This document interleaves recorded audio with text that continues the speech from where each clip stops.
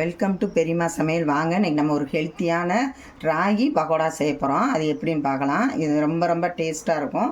நம்ம எல்லாம் எப்போ பார்த்தாலும் கடலை மாவு தான் செஞ்சுருக்கோம். இப்போ வந்து நம்ம ராகி மாவு வச்சு பக்கோடா செய்ய போகிறோம். அதுக்கு என்னென்ன தேவையான பொருள் பார்க்கலாம். இப்போ வந்து ஒரு கப்பில் எடுத்து வச்சு நம்ம தேவையான அளவுக்கு எடுத்துக்கலாம். வெங்காயம் வந்து சின்ன வெங்காயத்தை நீட்டாக கட் பண்ணி வச்சுருக்கேன். இது ஒரு டேஸ்ட்டாக இருக்குங்கிறனால சின்ன வெங்காயம் எடுத்து வச்சுருக்கேன். அதுக்கு வந்து மல்லித்தலையும் கருவேப்பிலையும் கட் பண்ணி வச்சுருக்கேன். அரை ஸ்பூன் சீரகத்தூள், 1 ஸ்பூன் மிளகாத்தூள், அரை ஸ்பூனு வந்து மல்லித்தூள் எடுத்து வச்சுருக்கேன். 2 ஸ்பூனுக்கு அரிசி மாவு, தேவையான அளவுக்கு உப்பு போட்டுக்கலாம். இப்போ எப்படின்னு பார்க்கலாம்.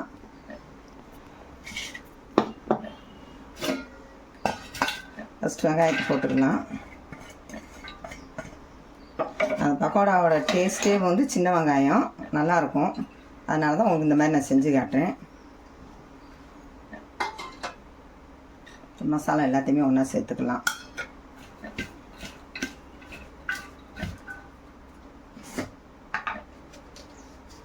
தேவையான அளவுக்கு உப்பு போட்டுக்கலாம்.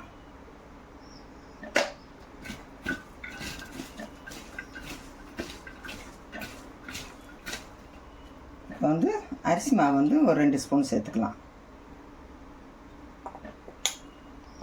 ராகி மாவு தேவையான அளவு போட்டுக்கலாம்.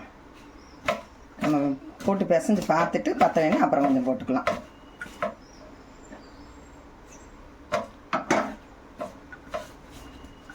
பிசைஞ்சு பார்த்துட்டு தண்ணி துவைச்சிக்கிறோம்.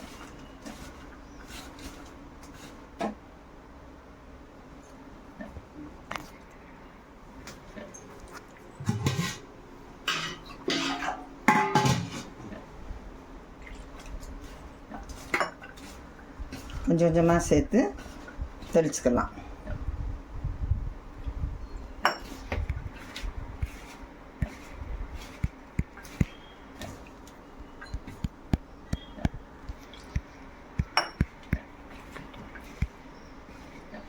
நல்லா தண்ணி தொளிச்சு இந்த அளவுக்கு நம்ம பிணைஞ்சி வச்சிட்டோம். ஊற்றுற மாதிரி ஊற்றுற அளவுக்கு வச்சுருக்கோம். இப்போ இதை எடுத்து தனியாக வச்சுக்கிடுவோம். மாவை பிசைஞ்சு எடுத்து வச்சுட்டோம். எண்ணெயும் காஞ்சிருச்சு. இப்போ நம்ம எடுத்து ஊற்றி விட்டுக்கலாம். இந்த ரொம்ப மதம் டீ எரியக்கூடாது. காஞ்சிட்டாலும் கறி போட்டோடனே, அதனால் எண்ணெய் காஞ்சாலும் மிதமான சூட்டில் வச்சுக்கோங்க. இப்போ நல்லா காஞ்சிருச்சு. எண்ணெய் போட்டுக்கலாம்.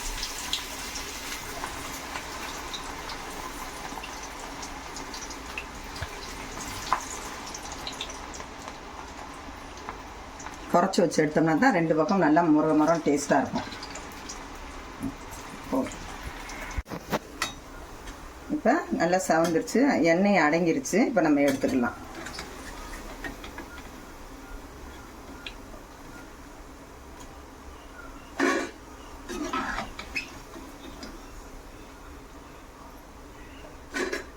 நம்ம அந்த சின்ன வெங்காயத்தில் போடும்போது அந்த பக்கோடா வந்து டேஸ்ட்டாக இருக்கும். அதனால தான் நம்ம கொஞ்சம் மெனக்கிட்டு கொஞ்சம் சின்ன வெங்காயத்தை கட் பண்ணி எடுக்கணும். அதுக்காக தான் சின்ன வெங்காயம் கட் பண்ணுறோம்.